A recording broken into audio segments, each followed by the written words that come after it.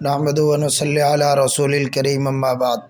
شیخ الحدیث مولانا زکریا رحمۃ اللہ علیہ فرماتے ہیں کہ میں اپنے سے تعلق رکھنے والوں کو خاص طور سے متوجہ کرتا ہوں کہ وہ اللہ والوں سے ذرا بھی دل میں کدورت نہ رکھیں، ورنہ مجھ سے تعلق نہ رکھیں۔ اگر وہ کدورت رکھتے ہیں تو مجھ سے بھی تعلق نہ رکھیں۔ درج ذیل بعض حدیث اور بزرگوں کے اقوال سے ہمیں درس عبرت حاصل کرنا چاہیے۔ علماء اور صلحاء کے بارے میں اپنی زبانوں کو لگام دینے میں ہی عافیت ہے۔ اختلاف رائے رکھنے کے شریعت نے اپنے اصول اور ضوابط بتائے ہیں، حدود متعین ہے۔ شائستگی اور سنجیدگی سے اختلاف قائم کرنا چاہیے، احسن ہے، لیکن بے ادبی، سطحیت، تذلیل، حقارت اور توہین کرنا کسی صورت میں بھی جائز نہیں۔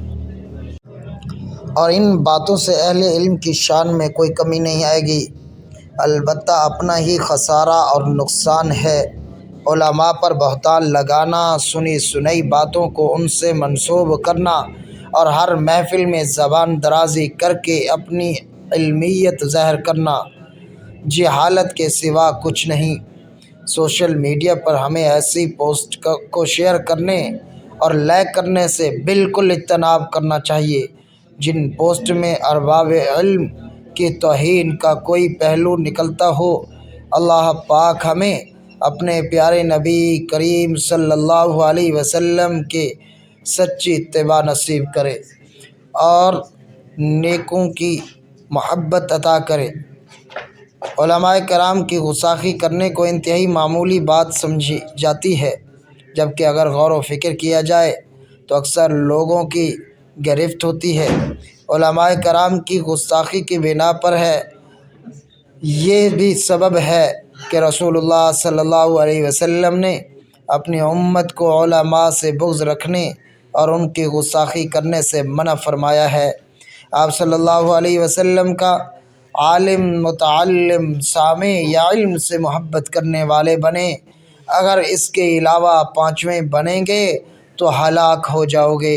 امام احمد بن اوزاعی رحمۃ اللہ علیہ فرماتے ہیں کہ اہل علم کی مذمت اور توہین کرنا خاص طور سے بڑے علماء کرام کی کبیرہ گناہوں میں سے۔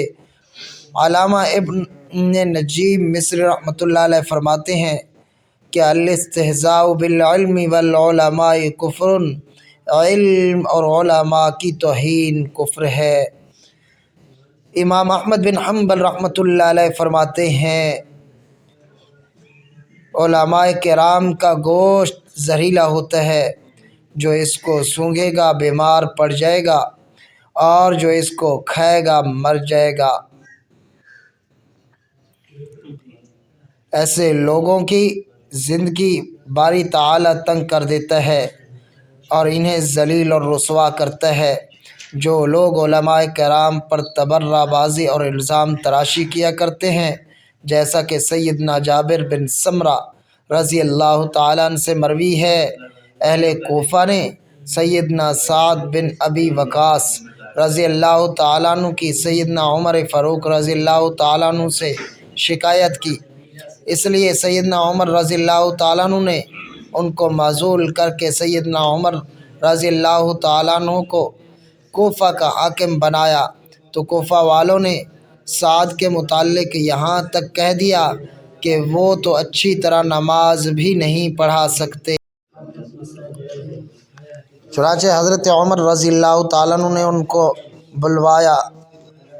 آپ نے ان سے پوچھا کہ اے ابو اسحاق، ان کوفہ والوں کا کیا خیال ہے کہ تم اچھی طرح نماز نہیں پڑھا سکتے ہو؟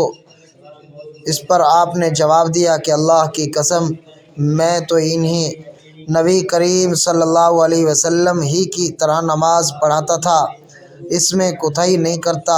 عشاء کی نماز پڑھاتا تو اس کی 2 پہلی رکعات میں قرات لمبی کرتا اور دوسری 2 رکعتیں میں ہلکی پڑھاتا۔ سیدنا عمر رضی اللہ تعالیٰ نے فرمایا کہ اے ابو اسحاق، مجھ کو تم سے امید بھی یہی تھی۔ پھر آپ نے سیدنا سعد رضی اللہ تعالیٰ عنہ کے ساتھ ایک یا کئی آدمیوں کو کوفہ بھیجا۔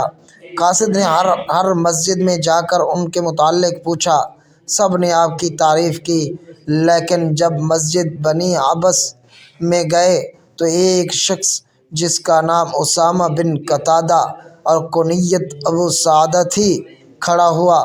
اس نے کہا کہ جب آپ نے اللہ کا واسطہ دے کر پوچھا ہے تو سنیے کہ سعد نہ فوج کے ساتھ خود جہاد کرتے تھے، نہ مال غنیمت کی تقسیم صحیح کرتے تھے، نہ فیصلے میں عدل و انصاف کرتے تھے۔ سعد رضی اللہ تعالیٰ عنہ نے یہ سن کر فرمایا کہ اللہ کی قسم میں تمہاری اس بات پر 3 دعائیں کرتا ہوں۔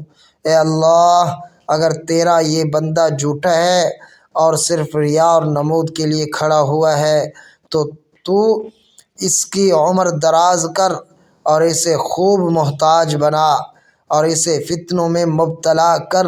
اس کے بعد وہ شخص اس درجہ بدحال ہوا کہ جب اس سے پوچھا جاتا تو کہتا کہ ایک بوڑھا اور پریشان حال ہوں، مجھے سعد رضی اللہ تعالیٰ عنہ کی بد دعا لگ گئی۔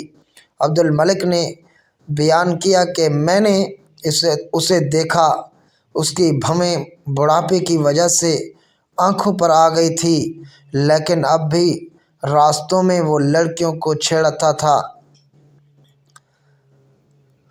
صحابہ کرام رضوان اللہ تعالیٰ علیہم اجمعین کے زمانے میں بھی ایسے شکی لوگ موجود تھے جو علماء کرام کی گستاخی اور تبرہ بازی کیا کرتے تھے۔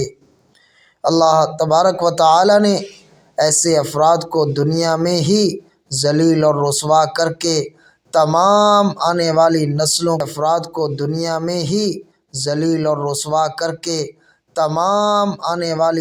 کے لیے خالد بن خداش نے میرے والد کو ایک خط کے ذریعے اس دن کے واقعے کی خبر دی جس دن امام احمد کو درے مارے گئے تھے۔ یہ سن کر ایک شخص شکرانے کی نماز پڑھنے مسجد گیا تو اللہ تعالیٰ نے اسے سینے تک زمین میں دھسا دیا۔ اس کی چیخ و پکار پر لوگ جمع ہوئے تو اسے کھینچ کر باہر نکالا۔ اللہ اکبر۔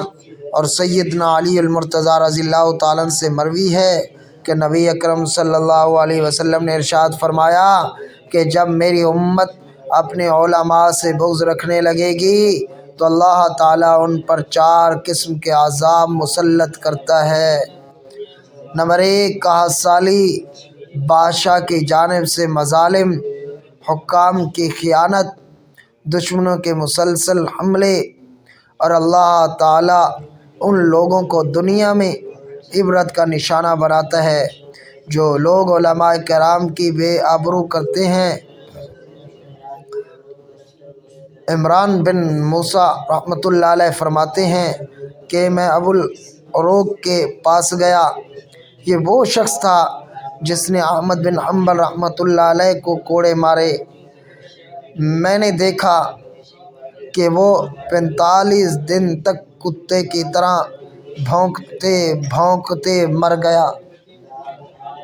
کمال ابن القدیم نے تاریخ علم میں بیان کیا ہے کہ ابن منیر نامی شخص جو حضرات شیخین کو برا کہتا ہے، جب مر گیا تو حلب کے نوجوانوں کو ابن منیر کا انجام دیکھنے کا داعیہ پیدا ہوا۔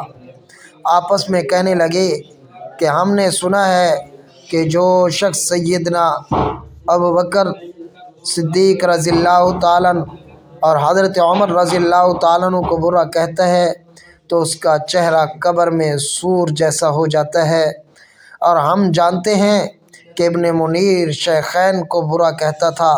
چلو اس کی قبر کھود کر دیکھیں، کیا واقعی ایسا ہی ہے جیسا کہ ہم نے سنا ہے؟